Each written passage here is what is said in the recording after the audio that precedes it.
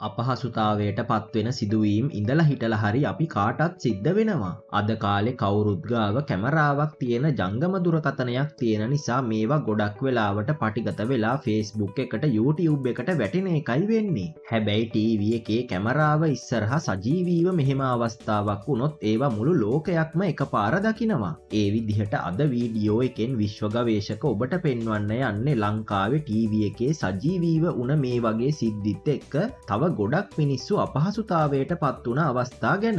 Video එක බලලා හොඳයි කියලා හිතුනොත් අපිව සබ්ස්ක්‍රයිබ් කරන්න අමතක කරන්න එපා. එහෙනම් අපි වීඩියෝ එක පටන් ගමු.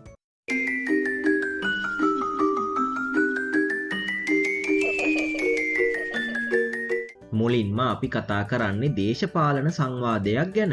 ලංකාවෙත් ගොඩක් නාලිකාවල තියෙන මේ දේශපාලන සංවාද වෙලාවකට බහින් බස්වීන් වෙනකන්ම දුර දිග යනවා. අන්න එතකොට Taman කියපු දේවල් හරි කියලා පෙන්වන්න දේශපාලකයෝ නොකරන නොකියන දෙයක් නැහැ. හැබැයි මේ සිද්ධියේදී දේශපාලකයෙක් Taman හරි කියලා ඔප්පු කරන්න ගොඩක් වේගයෙන් කතා කරන්න ගිහින් මෙහෙම සිද්ධියක් ඔහුට සිද්ධ වුණා. Un poco de respeto.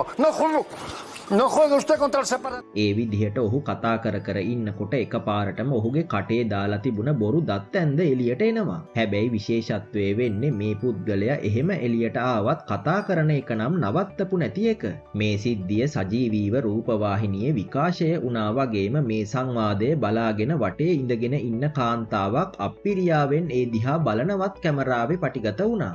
ඊළඟට අපි කතා කරන්නේ ප්‍රවෘත්ති විකාශයක් අතරතුරේදී කාලගුණය වාර්තා කරන පුද්ගලයෙක්ට වුණ සිදුවීමක් ගැන. ලංකාවේ වගේම පිට රටවල් වලත් විශේෂ කාලගුණ වාර්තාවක් කරන්න ඕන වෙලාවට ඒ අදාළ ස්ථානයට ගිහිල්ලා තමයි කැමරා කරන කටයුතු කරන්නේ. හැබැයි මේ ප්‍රාදේශීය මාධ්‍යවේදියා කැමරාව ඉස්සරහා කතා කරනකොට ඔහුව පටිගත කරන ජංගම දුරකථනයේ එක එක දේවල් මුහුණට සිද්ධ වෙන Snapchat filters ක්‍රියාත්මක වෙලා තියෙනවා කියලා ඔහු දැනගෙන හිටියේ නෑ. අන්තිමේට ඔහු ප්‍රවෘත්ති කියලා ඉවර වෙනකන්ම මේ එක විදිහේ ෆිල්ටර්ස් ඔහුගේ මූණ වටේ තිබුණා. Across the region, you know, Governor Cooper had put out a message earlier today warning people to be careful with the snowfall because it really is affecting the entire state. So something to keep in mind. I know folks who live in Western North Carolina, we are familiar with the snow and how to drive, but it's just a good reminder with this being really the first. විශේෂත්වය වෙන්නේ ඔහු මෙහෙම අපහසුතාවයට පත් වුණා කියලා ඔහුවත් දන්නේ නැති එක. ඊළඟට අපි කතා කරන මේ සිද්ධියේදී ලංකාවේ ප්‍රසිද්ධ විද්‍යුත් මාධ්‍යයක වැඩසටහනක් ප්‍රසිද්ධ නිලියක් විසින් හසුරවන ගමන් ඉන්නකොට ඒ වැඩසටහනට දුරකථන ඇමතුමක් ගන්න කාන්තාවක් ඇයව අපහසුතාවයට පත් වෙන විදිහට ප්‍රශ්නයක් අහනවා. මේ විදිහට සජීවීව විකාශය වුණා.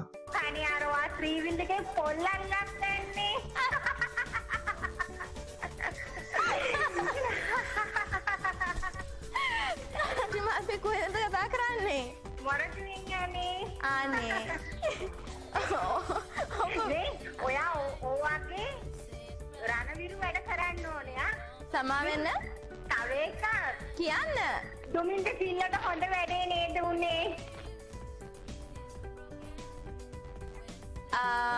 මම හිතන්නේ අපි මේ වෙලාවේ අපි ලෑස්ති කරලා තිබෙන ගීතයකට අපි යමු කොහොම වුණත් අන්තිමේට ඇය ඒ ප්‍රශ්නය මගේ ඇරලා වැඩසටහන නම් දිගටම කරගෙන යනවා. අපේ ලංකාවේ පඳුරකට පයින් ගැහුවත් විසි වෙන තරම් රියැලිටි තරඟාවලි රූපවාහිනී වැඩසටහන් වල විකාශය වෙනවා. මේ වගේ තරඟාවලි වලට සහභාගී වෙන සමහර මිනිස්සු Tamanට ගායන හැකියාවක් ඇත්තෙම නැති වුණත් තියනවා කියලා කවුරු හරි බොරුවට කිව්ව කමට හරි වුණත් මේ වැඩසටහන් වලට සහභාගී වෙලා හොඳටම අපහසුතාවයට පත් වෙනවා. ඒ අතරෙත් අපි මේ කතා කරන පුද්ගලයා කටහඬ කෙසේ වෙතත් සජීවී කැමරාව ඉස්සරහා ජංගම දුරකථනය ක්‍රියාත්මක කරගෙන ලොකු අපහසුතාවයකට පත් වුණා. සුදුරු ලොවක අපදිදිනා හෙට තනි වෙනවා. එක තැන් වලට යනවානේ. පළවෙනි පේලිය හරියට කියනවා, දෙවෙනි පේලියේ ශ්‍රුතියෙන් බහැර ඔයා ගායනා කරනවා. ෆෝන් එකත් වැඩ කරනවා නේද?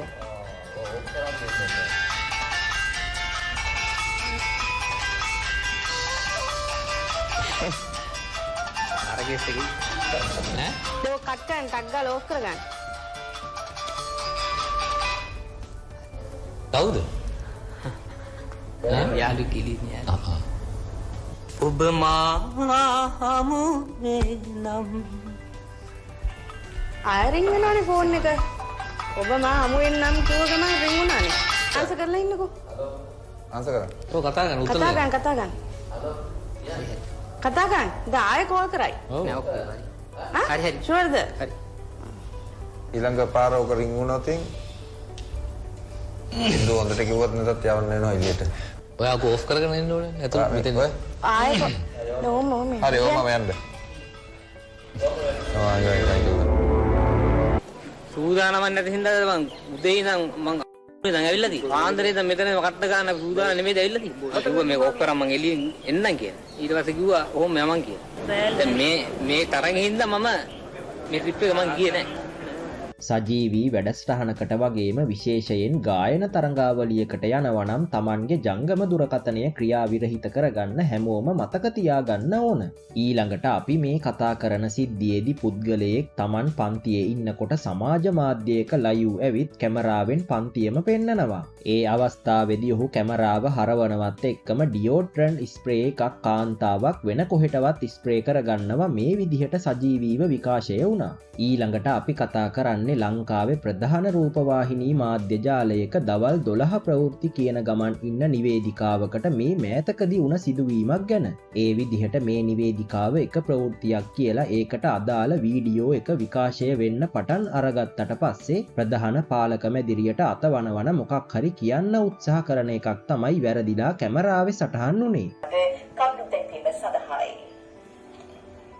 නිපුණතා සංවර්ධන වෘත්ති අධ්‍යාපන පර්යේෂණ හා නව නිපැවුම් රාජ්‍ය අමාත්‍යාංශයේ ඉදිරි සැලසුම් පිළිබඳ ජනාධිපති කාර්යාලයේ පැවති සාකච්ඡාවේදී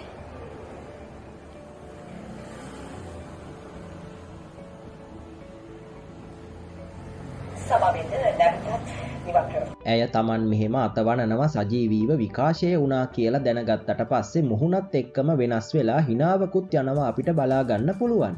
අපි කවුරුත් වටපිට කෙනෙක් නැති සමහර වෙලාවට නහය හාරණ එක කරනවා. මෙහෙම නහය හාරණ එක වඳුර පවා සිද්ධ කරන දෙයක් නිසා ඇත්තෙන්ම ඒකට ලැජ්ජ වෙන්න දෙයක්වත් නැහැ. මොකද අපිට මේක අපේ මුතුන් මිත්තන්ගෙන්ම ආපු දෙයක් කියලා කියන්න පුළුවන් නිසා. හැබැයි එහෙම වුණත් මිනිස්සු අදටත් මේක තනියම ඉන්න වෙලාවක කරාට අපි මේ කතා කරන පුද්ගලයා නම් පාපන්දු ක්‍රීඩා පිට්ටනියක තරඟයක් පැවැත්වෙන වෙලාවක තමයි Tamanගේ නහය හාරන්නේ. විශේෂත්වය වෙන්නේ මේක කැමරාවේ සටහන් වෙලා සජීවීව විකාශය වුණා වගේම ක්‍රීඩාංගණයේ තියෙන විශාල තිරයෙත් පෙන්නපු එක. ඒ විදිහට මේ පුද්ගලයා අහක බලාගෙන නහය හාරනවා ක්‍රීඩාංගණය ඇතුලේ ඉන්න මිනිස්සු විතරක් 30000කට වඩා දැක්කා. Tamanව මෙහෙම දෙයක් කරන ගමන් ඉන්නවා සජීවීව විකාශය වුණා කියලා දැනගත්තාම ඔහුට මොනවා හිතෙන්නේ නැතිද නේද?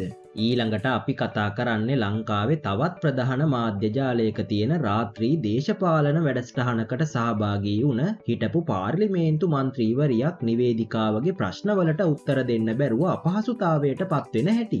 ඔයාලත් එක්වන්නේ තුන්සෙට සමගින් ඔබට අනුව අපේ රටට ගැලපෙන ක්‍රමය මොකක්ද? ව්‍යවස්ථා සංශෝධන ගැන කියනවා. ව්‍යවස්ථා සංශෝධන වලින් වඩා උචිත වෙන්නේ මොකක් වෙයිද? ව්‍යවස්ථා සංශෝධන. ඒ කියන්නේ දැන් presidential අපි ඔබට තේරෙන ආකාරයට ඉතින් 17 වෙනි ව්‍යවස්ථා සංශෝධනය ගැන කියනවා 13 වෙනි ව්‍යවස්ථා සංශෝධනය ගැන කියනවා මේ ව්‍යවස්ථා බලාත්මක කරන්න ඕනේ මේ සංශෝධන සිදු කරන්න ඕනේ කියනවා මම ඒවට එකඟද?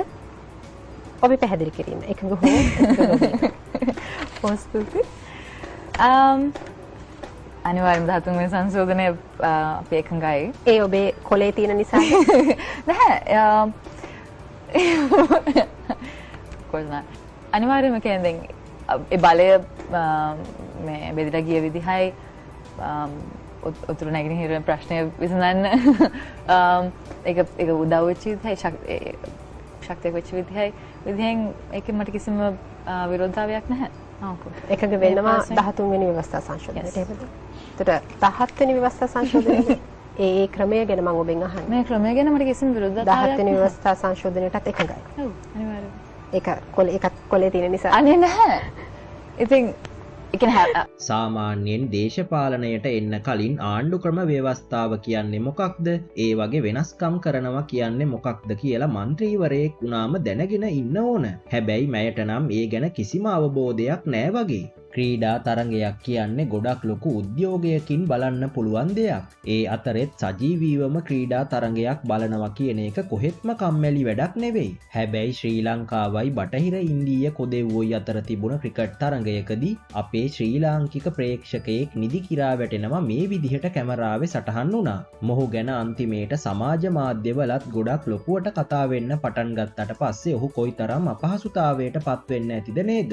අද වීඩියෝ එකෙන් අපි කතා කළේ ලංකාවෙත් ඇතුළුව ලෝකයේ තවත් ගොඩක් රූපවාහිනී මාධ්‍යවල මිනිස්සු අපහසුතාවයට පත් වුණ අවස්ථා ගැන. Taman ඉන්නේ කැමරාවක් ඉස්සරහා කියලා මතක තියාගෙන ගොඩක් අවබෝධයෙන් කටයුතු කළා නම් මේ වගේ උණ ගොඩක් සිද්ධි ඇත්තටම වළක්ව ගන්නත් අවස්ථාව තිබුණා. අලුත් අවුරුද්ද පටන් ගන්න දවසේම ටිකක් hina වෙලා පටන් ගන්න එක ගොඩක් හොඳ දෙයක් නිසා වීඩියෝ එක ඔබ රස විඳින්න ඇති කියලා මම විශ්වාස කරනවා. ඒ විදිහට අද වීඩියෝ එකෙන් අපි කතා කරපු ලංකාවෙත් ඇතුළුව ලෝකයේ තවත් ගොඩක් රූපවාහිනී මාධ්‍යවල මිනිස්සු අපහසුතාවයට පත් වුණ අවස්ථා අතරින් ඔබ හිතන විදිහට වැඩියෙන්ම අපහසුතාවයට පත් උනේ මොන පුද්ගලයාද කියලා පහලින් අපිට කමෙන්ට් කරලා කියන්න.